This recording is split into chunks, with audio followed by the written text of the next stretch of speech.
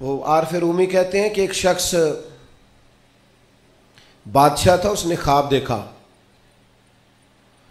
خواب میں دیکھا کہ اس کے سارے دانت ٹوٹ گئے. اس نے ایک معبر کو بلایا، تعبیر کرانے والے کو. اس سے کہا اس کی تعبیر کیا ہے؟ اس نے کہا جناب اس کی تعبیر یہ ہے کہ آپ کے سارے رشتہ دار آپ کی زندگی میں فوت ہو جائیں گے. اب وہ بادشاہ اتنا ناراض ہوا، اس نے وہ تعبیر کرنے والا بھی قتل کروا دیا.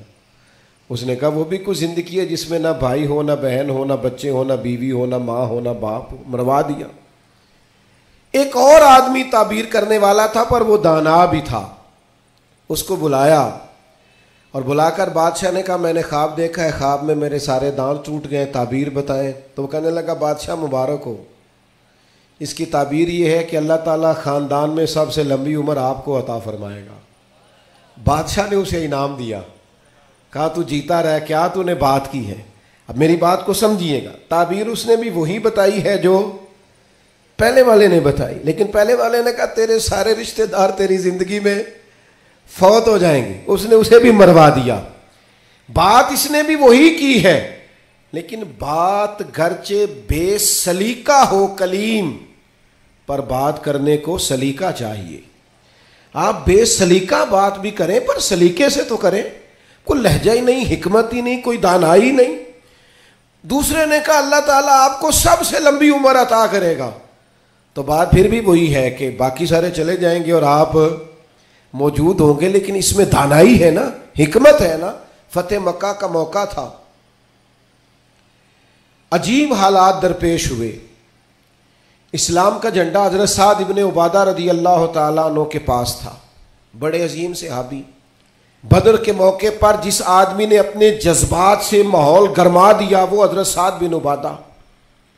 ہمیشہ اگلی صفوں میں مجاہدوں کی رہنے والے، مال خرچ کرنے والے، نڈار آدمی.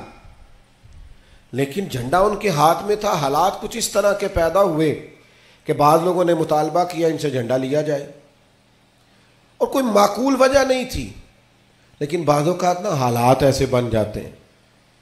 اب حضور علیہ السلام کی بارگاہ سے مطالبہ ہو رہا ہے کہ آپ جناب سعد بن عبادہ سے جھنڈا لے لیں. یہ نوجوانوں سے بالخصوص عرض کروں گا کہ علم بھی تبھی بندے کو فائدہ دیتا ہے جب اس کے ساتھ کچھ بندے کو شعور بھی ہو. ہنر بھی تبھی فائدہ دیتا ہے جب اس کے ساتھ کچھ نہ کچھ دانائی بھی ہو. شیخ سعدی فرمایا کرتے تھے ایک من علم ہونا تو سنبھالنے کے لیے 10 من عقل کی بھی ضرورت ہوتی ہے، ورنہ ضائع ہو جاتا ہے سارا. دانائی، تدبر. یہ دیکھیے امی لقبی محبوب سے ہم نے دانائی سیکھنی ہے، تدبر سیکھنا ہے، فہم و فراست سیکھنی ہے. زندگی میں شعور کس کو کہتے ہیں یہ حضور ہمیں سکھائیں گے. کہ جناب حضرت سعد بن عبادہ کو اتارنا ہے. اب بڑے بڑے دانا صحابہ کہہ رہے تھے یا رسول اللہ کوئی ایسی بات نہیں ہے، حالات اس طرح کے ہیں، کیسے یہ فیصلہ کریں گے. تو حضور نے فرمایا کوئی مشکل نہیں، اتار دیتے ہیں، بدل دیتے ہیں، ان سے منصب لے لیتے ہیں. یا رسول اللہ یہ آسان نہیں ہے، کیسے؟ فرمایا ابھی دیکھنا تم. یہ اللہ تعالیٰ نے میرے محبوب کو حکمت کی خزانوں کی کنجیاں عطا فرمائی.